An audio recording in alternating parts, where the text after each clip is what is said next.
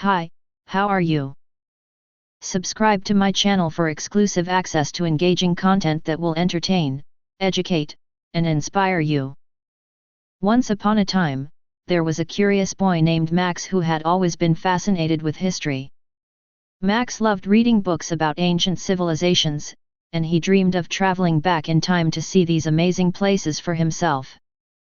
One day, Max was exploring an old antique shop when he stumbled upon an ancient hourglass. The shopkeeper told Max that the hourglass was a magical artifact that could transport people through time, but Max was skeptical. However, his curiosity got the best of him, and he decided to buy the hourglass. Max took the hourglass home and examined it carefully. He noticed that the hourglass had an inscription in an ancient language.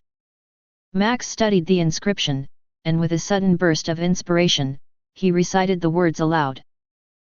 Suddenly, Max felt himself being lifted off the ground and sucked into the hourglass. He was spun around and around, and then he landed with a thud on the ground. Max looked around, and he saw that he was in a different time and place. He was surrounded by ancient ruins and the remains of an ancient city.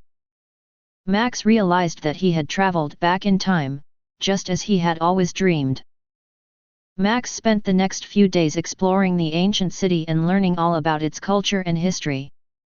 He was amazed by the architecture, the art, and the customs of the people who lived there.